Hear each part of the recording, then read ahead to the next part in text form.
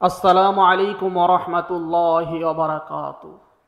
আমি আজকে সংক্ষেপে মা ফাতিমা রাদিয়াল্লাহু তাআলা আনহার মৃত্যুর সংবাদ বা মৃত্যুর ঘটনা কিছু বলবো।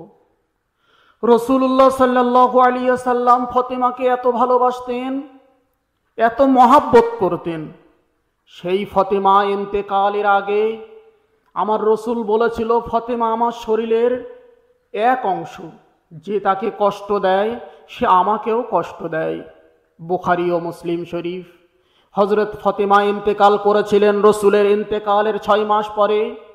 11 হিজরিতে তিনি ইন্তেকাল করেন রমজান মাসে। মৃত্যুর সময় তার বয়স ছিল আনুমানিক, কেউ বলেছে 28 বছর, কেউ বা বলেছে 29 বছর। যাই বা হোক, ফাতিমা ইন্তেকালের আগের রাতে হযরতে আলীকে ডেকে বলেছিলেন, ওগো আমার প্রাণের প্রিয় স্বামী, আমি যখন দুনিয়া ছেড়ে চলে যাব, আমার জানাজাটা গোপনে করো, আমার কবরটা যেখানে খনন করবে গোপনে করো, আমার লাশটা কাউকে যেন দেখাবে না।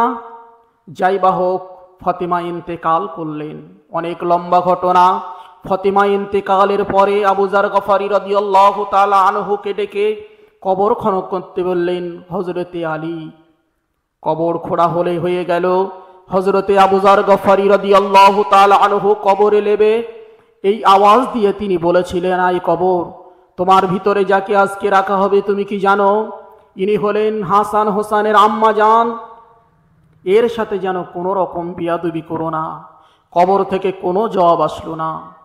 আবার কবরে ইশারা করে বললেন আবু যার গফারি রাদিয়াল্লাহু তাআলা আনহু, হে কবর, তুমি কি জানো ইনি হলেন শেরে খোদা হযরতে আলী কাররামাল্লাহু ওয়াজহুর স্ত্রী।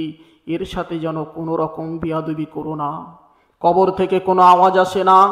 তৃতীয়বার কবরকে ইঙ্গিত করে আবু যার বলেছিলেন, হে কবর, তুমি শুনে রেখে দাও, তোমার ভিতরে যাকে আজকে রাখা হবে ইনি হলেন দিন দুনিয়ার বাদশাহ, আখিরি জামানার নবী, নবীদের নবী, নবী কুলের শিরোমণি, সেই মুহাম্মদ রাসূলুল্লাহ সাল্লাল্লাহু আলাইহি ওয়াসাল্লামের কলিজার টুকরা সন্তান মা ফাতিমাকে রাখা হবে।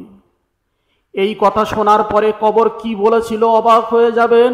বড় আশ্চর্যের বিষয়, আমরা দুনিয়ার মানুষ কত গাফেল, এখনো পর্যন্ত আমরা সেই পথের পথিক হতে পারলাম না, যে পথের কথা ফাতিমা বলেছেন, নবীজি বলেছেন।